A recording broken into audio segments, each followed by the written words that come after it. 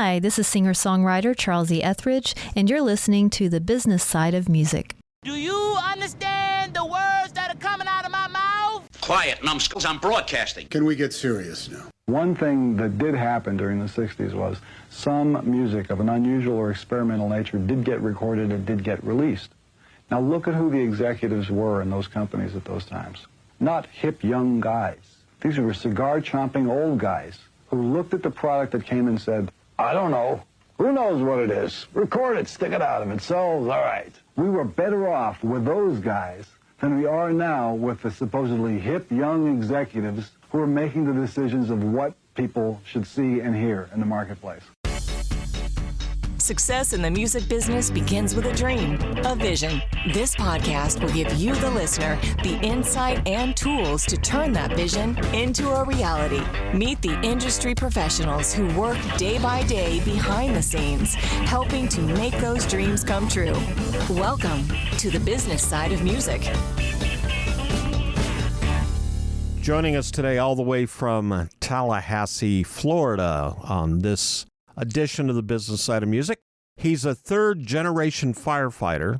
He's always had another fire burning with him. I like that when I read that in your bio. As a traditional country music singer, songwriter, and performer, mentored by none other than the legendary George Jones. He's played stages all across the U.S. and Canada, opening for such powerhouse artists as Tracy Lawrence, Loretta Lynn, Mark Chesnutt, Dierks Bentley, and of course, let's not forget, George Jones. He's appeared on the world-famous Grand Ole Opry stage and has made multiple television appearances. In 2019, he retired from his post as a Battalion Chief of the Tallahassee Fire Department to focus on his music career. He's become something of an ambassador for traditional country music along the Gulf Coast. Jason Byrd, welcome to the show. Hey, Bob. How you doing? Thanks for having me. Glad to have you on the show. We were talking before we started that you and I have a mutual friend or acquaintance. We're going to give a shout out to Eric Durant's there. Hope he's doing well. He lives there in Tallahassee, same area as you. Yeah, that's right. Yeah, Eric's a friend of mine. We've done some work together in the past and actually wrote a song together not that long ago. So yeah, he's still doing his thing and staying busy. So transitioning from firefighter to country entertainer, how big of a leap was that for you? Well, it wasn't really that difficult because I've been doing both pretty much in tandem since I started either. So, it was just taking a little bit off of my plate to clean up some space to where I could actually have time to do more, with the music and things like that. So as far as, making a leap to do one or the other, that wasn't necessarily how that happened because I've just been doing them both the whole time. How did you connect with George Jones? I met George through a friend of mine that was in radio in Tallahassee. You also wrote a song that you wound up doing a duet with George called Better Life. Let's talk about how that song came about and honestly, how George agreed to do it. Yeah, so the guy, his name's Bill Kelly. He worked for WTNT in Tallahassee at the time. And he and I became buddies and everything, and he was trying to help me get my career going. And George came to town with Vern Godston and Conway Twitty, and I went to that show. And while he was there, Bill came up to me in my seats and told me that, he had ran into Nancy Jones backstage, George's wife at the time. They got to talking, and he told her about me and everything, and she said that she'd like to hear what I was doing. So I mailed her up a demo tape. That's how long ago it was. We still used tapes at that point, but I sent that up to her, and a few weeks later, she reached out to me and gave me a call at the house and told me that she and George had heard that, were interested in meeting with me to talk to me about how they could help me with my career. So we had that meeting and everything, and it went well, and then she, offered to manage me, and that's just how we started working together for years. So obviously that was a while back, and you kept that song under wraps for a while. Yeah, so I got the idea for that song at my grandfather's funeral. The preacher was, delivering the eulogy and had mentioned that there are, 2 dates on a tombstone and talking about the importance of both of them, but also emphasized the importance of the line in between the 2 dates because that was who, my grandfather was, and that's what people were there for, because they knew him. And I just always thought that was kind of cool. So one day I was just sitting around and writing and everything, and the song just kind of wrote itself.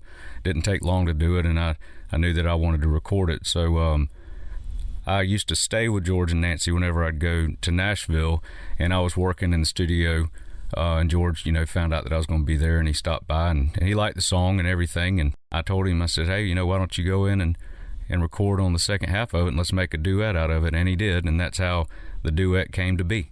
But, talking about George and everything, and, how the song came about, there was, George did that because George was a big believer in me and my music. He was one of the biggest champions for me that I've ever had.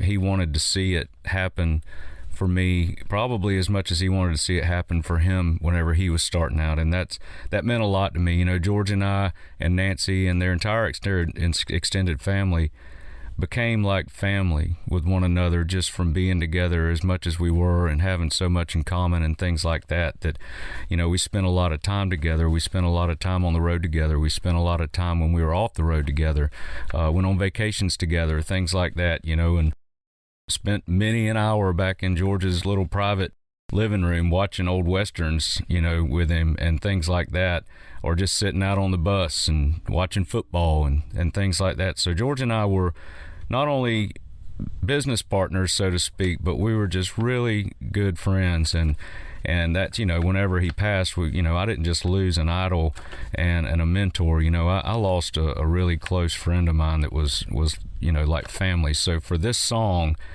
to be out there and for him to have been a part of it is just something that's priceless to me, and it's something I'll always have, and I'm just really happy about that. The song was also nominated for Single of the Year at the Josie Music Awards, so congratulations on that. Yeah, well, thanks. I appreciate that. We didn't win, but it was always, it was nice to be, recognized and nominated and everything, so I was really excited that it got at least that recognition, and hopefully, that'll be one of, the first of many to come. You also got to be part of the star-studded concert marking the 10th anniversary of George's passing. That was actually an event that was hosted by his widow, Nancy Jones. You got to perform Better Life as part of that event? I did, yeah. I actually performed that during the VIP dinner the night before the event. There were, myself and a lot of different artists got up and sang their favorite George Jones songs that, during that time. And I was really happy to know that I could get up there and actually sing my favorite George Jones song, which I happened to be a duet partner on.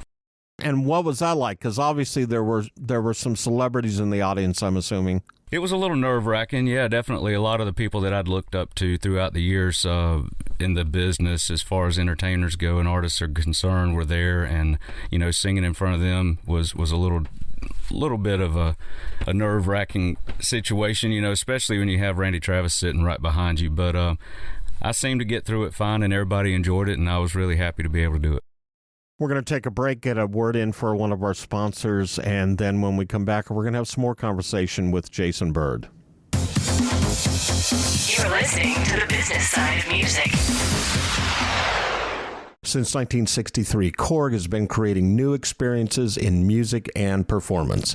That is what drove the creation of some of Korg's most legendary products, such as the Poly 6, the M1, the Electribe, the Triton, the Minilog, the Kronos, Wave State, Op6, and most recently the Nautilus, which is what we have here in our studio. Korg is dedicated to creating new, innovative, and uncompromising instruments which maintain the highest quality to inspire music makers, past, present, and future. Visit Korg.com or your favorite Korg dealer to get your hands on one of their products and start creating new music always. Korg, the official sponsor of the business side of music. Hi, everyone. I'm Larry Butler, and I want to send you a free digital copy of my new book, The Singer-Songwriter Rulebook, 101 Ways to Help You Improve Your Chances of Success. That's right. Everything you need to know to launch your career as a singer-songwriter, all based on my 40 years in the live performance arena, and believe me, I've seen it all. In my book, you'll find the 10 things you have to deal with before even thinking about becoming a singer-songwriter-performer.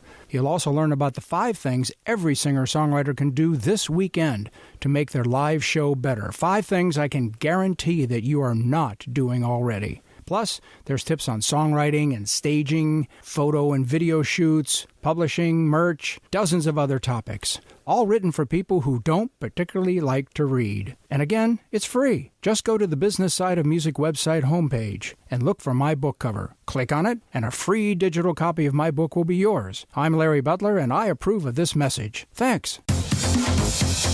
You're listening to the Business Side of Music. Back in the studio, joining us all the way from Tallahassee, Florida, Jason Byrd.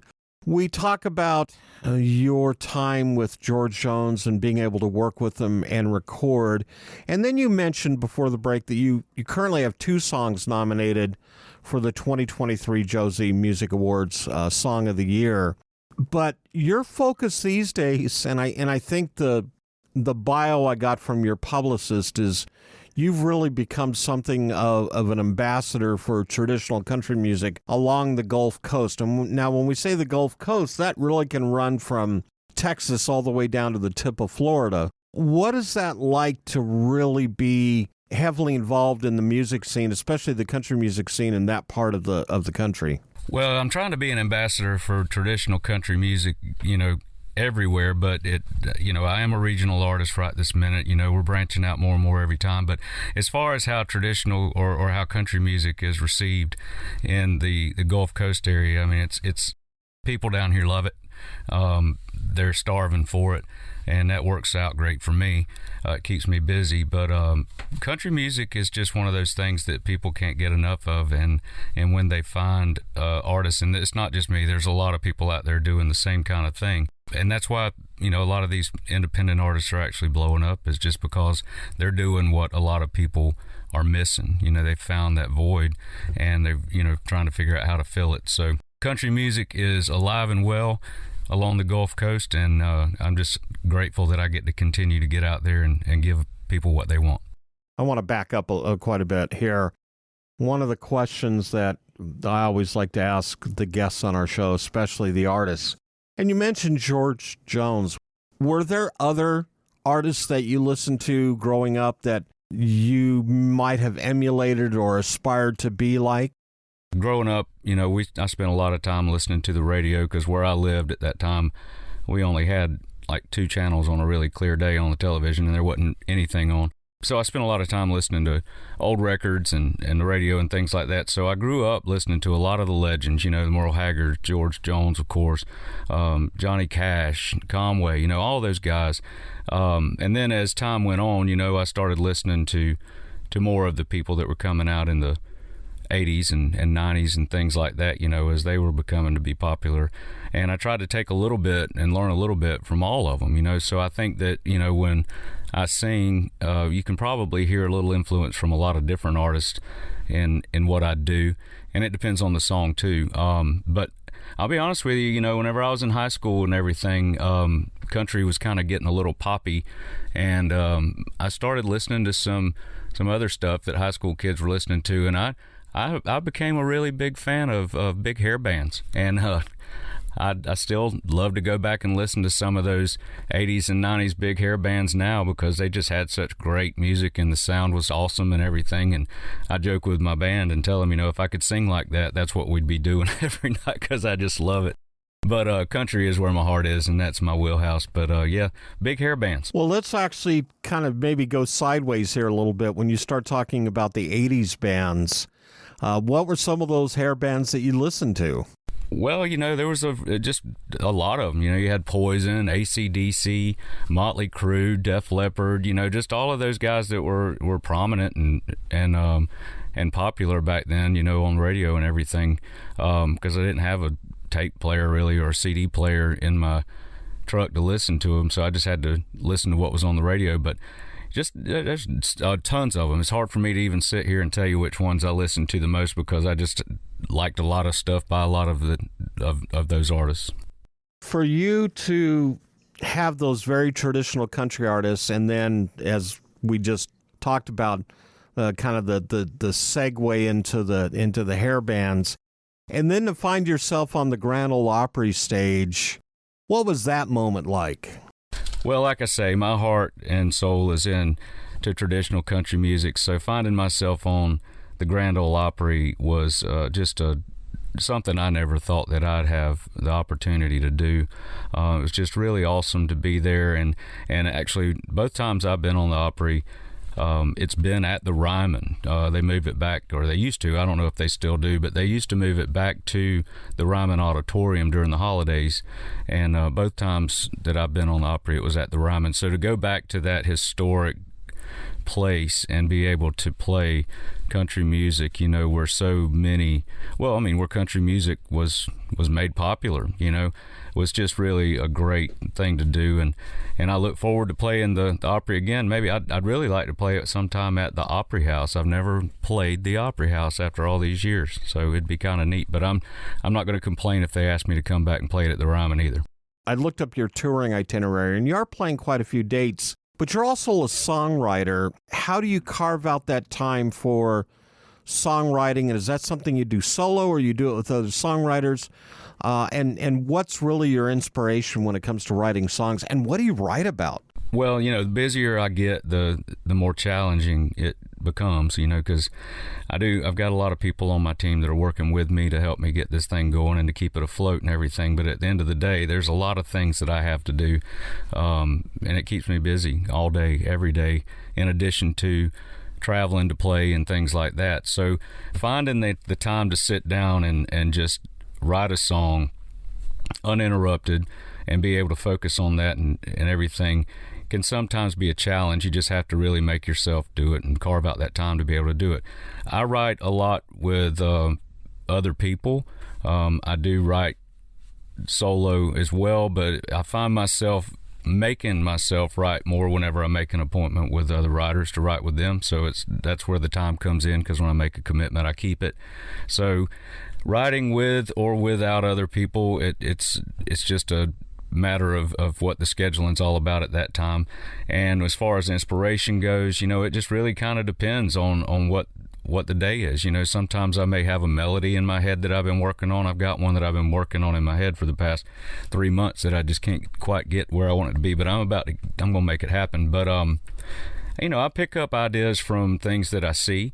I pick up ideas from things that I have experienced myself, or people that are close to me have experienced, or things like that, so I find my inspiration from a lot of different things.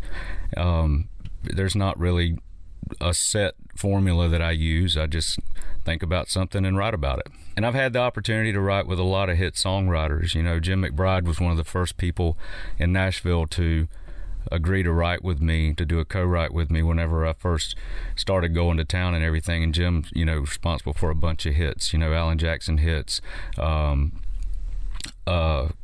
just a ton of stuff. He had a big Waylon Jennings hit that I actually just recorded myself. It was called Rose in Paradise, and it was a big hit for Waylon back in the 80s.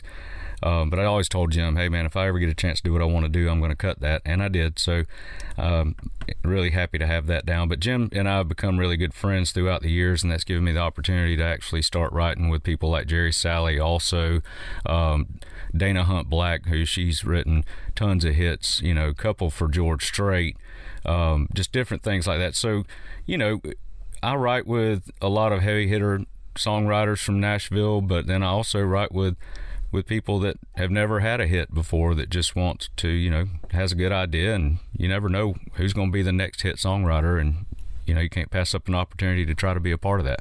We're going to take another break, get another message or two in from our sponsors, and when we come back, we're going to have some more conversation with Jason Byrd. You're listening to the business side of music. It may have been Tammy Wynette who sang Stand By Your Man, but it was actually Nancy Jones who stood by the legendary George Jones for more than 30 years and helped bring him to the light. Now in her new book, Playin Possum, readers get an intimate look at the country music legend through the eyes of his wife and partner. Nancy knew George Jones better than anyone, the good and the bad.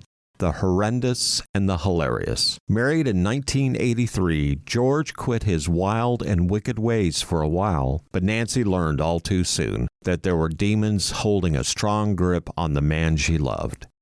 People who knew the possum credit Nancy's tenacious love, faith, and encouragement for saving George's life and rebuilding his career. For the first time in Playin Possum, Nancy Jones reveals the true insider perspective and little-known stories about the country music legend, his battles with cocaine, alcohol, abusive behavior, battles with himself, and against the demons that sought to control and destroy him. Read the compelling first-hand account from the woman who refused to give up on George Jones. Playin Possum is available now. Order your copy today from nancyjonesbooks.com, Amazon, and more. Whether you consider yourself a musician or not, music is all around us, and it affects our everyday lives. Whether it's background music influencing our shopping habits in a store, organ music adding the vibe to a baseball game, or a playlist convincing us to keep going on that last mile of a run.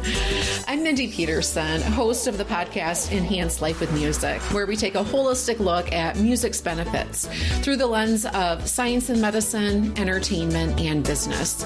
You can find me and Enhance Life with Music at mpetersonmusic.com/podcast or wherever you get your audio. You're listening to the business side of music. Back in the studio, Jason Byrd is joining us from Tallahassee, Florida. You've got a new single out. I'm assuming it just recently got released, called Gulf Coastin'. That's right, Gulf Coastin'. It's actually out right now. It came out right before Memorial Day weekend, and it was written by Colin Black and Lauren Spring. Lauren Spring is from Port St. Joe, which is on the Gulf Coast of Florida, and I actually got turned on to the song. She and I were doing a Rider in the Round together with Dana. She played that during our round, and I'm like, man, I love that. What's the deal? And she said, well, it's just I've had it out and nobody's cut it. And I said, well, I'm going to talk to you about it. So I asked her, I said, I'd really like to hear that again. And she sent it to me, a work tape of it. And once I heard it, I said, man, I want to cut this song. She said, yeah, it's yours if you want it. So 2 weeks later, I went to Nashville and I cut it, and a few weeks after that, we put it out. So it's been doing really well. People seem to really like it, especially in, the Gulf Coast area and everything, and I'm really happy about having that song. What else are you doing these days? Well, I'm just, still trying to write music, make music, get out there in front of people and play music, on top of being a husband, a father, a friend, head maintenance guy, just doing all of, what normal people do, and then adding more stuff to my plate. But, just really getting out there and hitting it hard, trying to work and get everybody aware of who I am and my music, and make fans wherever I can, and just stay busy doing what it is that I love.